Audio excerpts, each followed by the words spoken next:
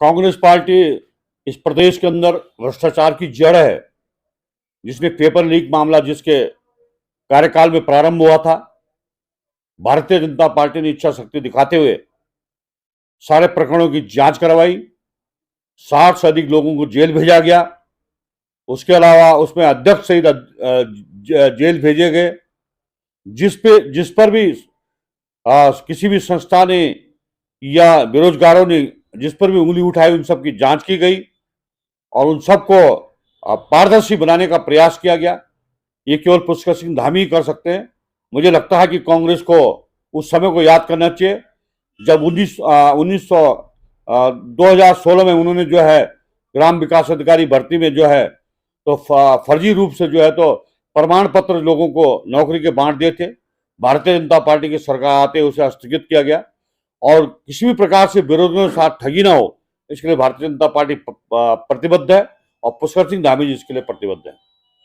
सरकार को जितने साक्ष्य और सबूत चाहिए मुझसे लेना।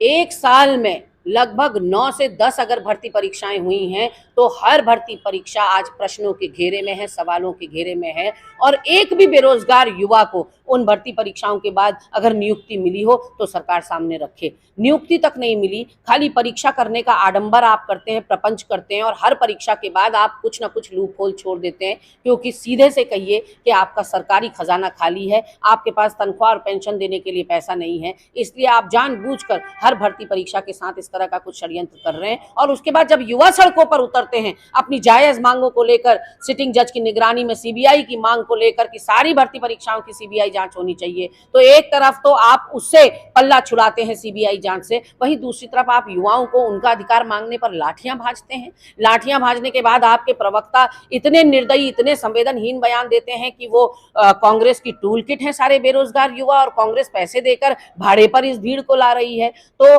कहीं ना कहीं पराकाष्ठा हो चुकी है इन सारी बातों की। और कनिष्ठ सहायक की जो परीक्षा हुई उसमें तो चारों सेट हूबहू एक दूसरे के रेप्लिका थे, जो कि अपने आप में अचंभित करने वाला है। 10वीं कक्षा के भी पेपर इस तरह से सेट नहीं होते, कुछ तो फेरबदल होता है क्रमांक में प्रश्नों में, लेकिन लोक सेवा आयोग की बेशर्मी देखिए कि अपनी गलती स्वीकार करने के बजाय वो कह रहे हैं कि नकल नहीं हुई और बहुत गोपनीयता बरती गई। हमारा सवाल नकल और गोपनीयता से है ही नहीं, हमारा सवाल ये है कि 4 सेट परोसने का ये नाटक नौटंकी क्यों की गई जब एक ही सेट से काम चलाया जा सकता था।